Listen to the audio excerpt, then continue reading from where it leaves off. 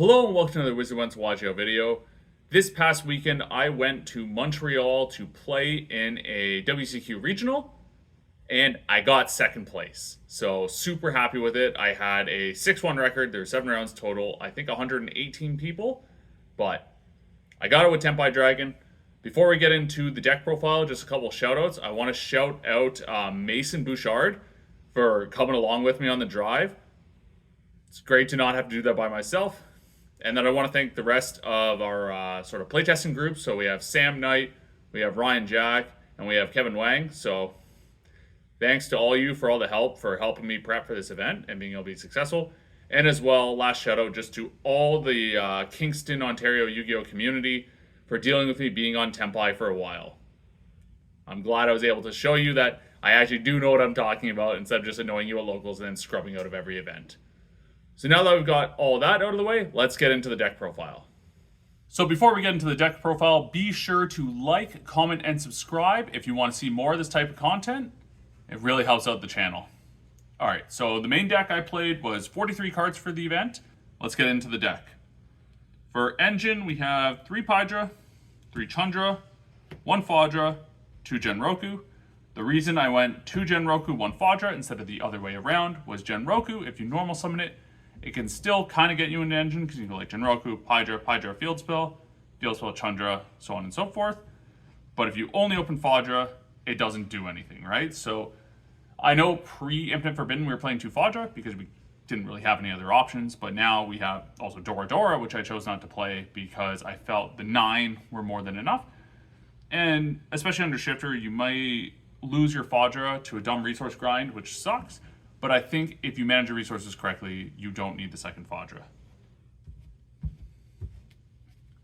Next, continuing with our engine spell cards, we have 3 Second Summoning, 1 Terraforming, and 3 Kaiman. You're going to max these out because they're all amazing cards to draw. Even if you open like multiples, they can be a discard for Second Summoning, but Second Kaiman, wild card, as we all know. And then lastly, we play 3 Pot of Prosperity. As long as this card's still at 3, you might as well. It hits the engine cards, hits the board breakers, hits whatever you need, hits the hand traps if you aren't able to kill them, need to stop them the next turn. It does everything. Then getting into our going second cards, or non-engine, we have 1 Magnemite, which is like still quasi-engine because it can search Genroku and do pretty crazy plays with that. But also Bestials have proven themselves as pretty good cards this format. I didn't make room for the Jerusalem main deck, but second Bestial would never hurt. Then we're playing 3 Shifter. This card hits almost every deck in the format. I think the only thing that I actually played 3 of my 7 matches were against decks where Shifter was not good at all. Round 1 I played against Mimigul Kashtira. If you saw the last upload, it was Nicholas's deck profile for their Mimigul Cache, and that was what I played against round 1. And then both round 4 and round 6, I played against Ritual Beast. But luckily for those Ritual Beast matches, I had 3 Molcharmi Perulia. This card is insane. Like, the only reason people weren't hyping this card up, I think, before release, was because we knew about Molcharmi Fulawas in Rage of the Abyss.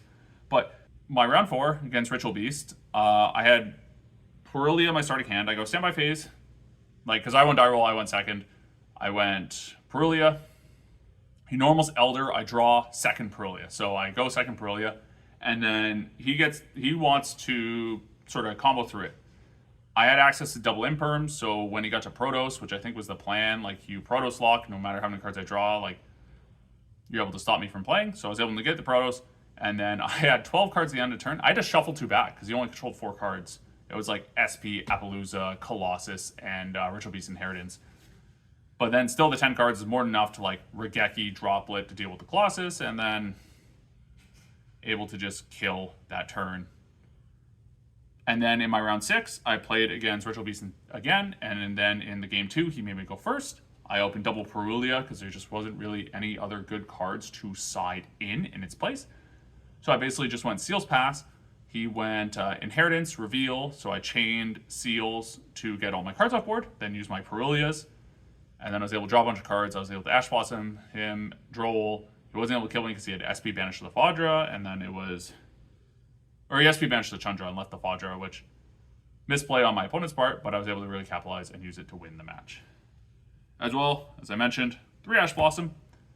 I know it's sort of the weakest hand trap here because it is not as high impact as the 7, but I think it's still pretty good. We don't have Dominus Impulse for Mage of the Abyss yet either, but once we get that card, like, this might get moved to side deck, but it is very nice having those answers, especially when I played against Branded round 2. You don't want to be caught playing against Branded and not have an Ash Blossom somewhere on your list. And then lastly, we played 3 Infinite Impermanents. We all know Imperm's insane. Like, there's no question of it. It doesn't trigger Talents or Thrust. It plays through Appaloosa. Like, you can save it for your turn, so as a 6 draw, it's pretty good. There's no reason not to play Imperm, of course. And then we move on. I played a bit of a hybrid build. We're just playing plenty of board breakers. And when I say plenty, we are in the double digits. So we played 3 Droplet, 3 Regeki, 2 Dark Hole, 2 Lightning Storm, and a Feather Duster. So my thoughts on board breakers, they were fantastic all weekend. I did not see an anti-spell against me at all, which was really nice. But as well, it helped me secure easy game 1s, and then game 2, I could sort of side some out to fit hand traps that were more impactful. The only one I was kind of iffy on, the Dark Hole, I never saw it. I never missed it when, because I was always seeing Regeki when I needed, or Lightning Storm could act as the Regeki if they didn't have a lot of spell trap. So, like, if I were to sort of change anything in this list in this main deck, I'd probably replace these 2 Dark Holes with 2 copies of Nibiru. Like, seeing the YCS Sacramento top cut, where Andres was able to use Nibiru and his Tenpai list very effectively, like using like an Ash Blossom to bait out the Appaloosa and then Nib, so it tributes the Apple and then the Ash still goes through on the Requiem. Like, just fantastic play. I think Nibiru, people were kind of sleeping on it after Nationals. They're saying it wasn't as good, myself included, but now my mind has been changed. I think Nibiru, at least as the current format stands, is pretty good, but hopefully the current format is only standing for a few more days before they release that Forbidden and Limited list.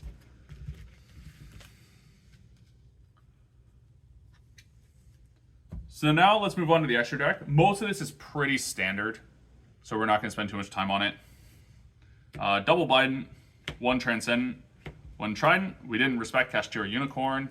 The only match we would have saw it was against Mimgul Cash, and then my last round against Snake Eye Kashtira. But when he summoned Kashtira Unicorn in game 2, it was game 2 or game 3, I don't remember exactly. I had Dimension Shifter that I already used, so I know their monster effects I was using, so it did not come up.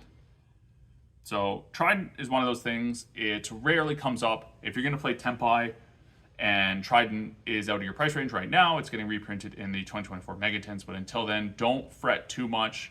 It's like 1 out of 10 games that you actually use it, but for those high-level events like the regionals, YCSs and everything, you want to have it for that 10th game because that can be the difference between making top cut and not. Then we got the Rose Dragons, so Black Rose, Moonlight, and Ruddy Rose. All my games went super quick. I did not play against Stun or White Forest or anything like that, so Black Rose never came up. Moonlight never came up. And then Ruddy Rose never came up because I was able to kill pretty much every time, or it was situations where it wasn't beneficial to banish their graveyard. Then we have Meteor Burst for the Mirror. I didn't play against the Mirror in 7 rounds somehow, especially when it was undefeated going into round 5, but who knows? There was other Tenpai in the room. I just happened to dodge all of them. Kui Belt's really good. I didn't need it to OTK under Shifter. However, I did use it to pop a Mimicool Dungeon where I still had a set monster they summoned off the trap onto my field, so I had to do something to be able to start attacking. So I had like a Biden, brought stuff like Fadra, whatever back, and then a Kui Belt, and I was able to like end on a Seals and just put me in a really advantageous position. And then Samurai Destroyer. This card is insane versus the Yubel matchup. However, my one Yubel matchup, game 1, I shifted and Peruliad, so he did nothing, and I just did the OTK. And then game 2, he did the combo where you only have Engraver, so we ended on a really awkward board, and I only had Engine, so I ended up just like killing him through a double attack Trident, attacking like the face-up attack monsters that were not Yubel monsters once I used the Biden to clear the Nightmare Pain. So that's it for the Synchros. The links. This is the only one that I actually played. like any of my matches. Like Seals was fantastic. I talked about in my last profile from the OTS Championship last weekend how 2 Seals wasn't the move, SP was. SP never came up. It was honestly just banished off Prost sometimes, or I'd be afraid to banish it off Prost because it's such a good card, but then it just never came up, which is fine. I'd rather have it, not need it, than need it and not have it, especially when there wasn't like a card I was wishing was in my extra deck instead. And then last of the links, we have Hida, Doolittle, and Promethean.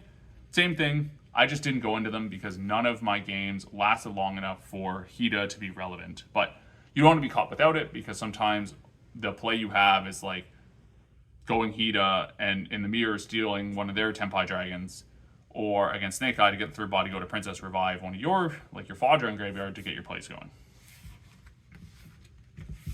So let's move on to the side deck. So we played 1 Jurisworm just to have that extra like graveyard interaction with the 3 shifters and the Magnemite. So this is basically also to allow me, if I go Magnemite and I already have access to Engine, I search Jurisworm and then I have access to Bestial. I played double Nib. As I was talking about before, Nib seems pretty good right now. So I think what would happen changes. These 2 would go to main deck. I still play a 3rd side, and then I would have sort of 1 slot to do what I want with. Undecided on that at this time. Double Droll. This came in versus Ritual Beast. I saw it. I drew 4 off Molcharmy, and then I was able to Droll, which helped keep them off the Protoss. I mean, it helped stop me from drawing, but if I've drawn 4 cards already, like, I'm not complaining, and it was enough to win the game off that.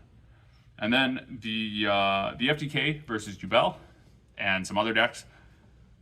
I didn't end up needing it. My only match against Yubel, I beat them without them playing card in game 1 because I shifted Brilliant and then OTK'd. And then, so I didn't know what was going on, and then he elected to go first game 2, so I sided in some going first cards, but not this because I didn't know what he was on. And then, but you do need it if you play a heavier sort of tournament day against a bunch of Yubel decks. Then moving on, we played 3 Crossout for the Mirror. Didn't play the Mirror, so it never came in. 3 Cosmic. This is sort of like either I'm putting it in because I need to hit back row, and against decks like Snake Eye, you have to have answer to Skill Drain or you just lose. You don't want your only answers to be Lightning Storm, especially if you went through Nibiru or Magnemite and then your Lightning Storm is dead. And then if I'm going first and there's just not enough cards to side in, these will replace like the Raigekis, for example. Then the last 3 cards are like the definitive going first cards. 2 Solemn Judgment. This is how I won my match against Ritual Beast in round 4. He made me go first game 2. I was able to end on like a Seals plus like a set Kaiman, Imperm, and Judgment. He normal summons, I think it was just Canahawk, and I Judgment it, and then he feigns Battle Phase to like Evenly. I don't go for it because my board was like fine through Evenly. And then, yeah, I go end phase, go Kaiman, search Genroku, and he scoops. Then the last card, this actually secured me 2nd place, so it is the GOAT. It also needs to get banned like yesterday. Rivalry of Warlords. So where this comes in is when you're made to go first against, or like Snake Eye, which you kind of got to make the read because sometimes the Snake Eye players will elect to still go first even though they know you're on Tenpai. But where it came in clutch was in game 3. I put it in because I didn't know if he was going to make me go first, go second. He made me go second. That's when I had Shifter, and it was, he just had like Poplar with Divine Temple with Ash. And then I saw this off of a Prosperity. I knew I wasn't going for game because I only had Kaiman, so I went like Kaiman, or like I went to Battle Phase. I went Kaiman, he chained Spooky Dogwood. So I add the Pydra at hand, and I choose not to summon. And then I go main phase 2, normal Pydra, add the, what's it called? The other copy of Kaiman. And then like I set the rivalry, I set 2 Imperms, a Droplet, and the Kaiman, and pass. And then like flip this in standby phase, and they're not going to have an out, especially when they choose to go first. So if they're just on Snake Eye cards and his life points got half by Spooky Dogwood, like the game is just over. So that's it for the profile. Thanks for watching, and I'll see everyone in the next video.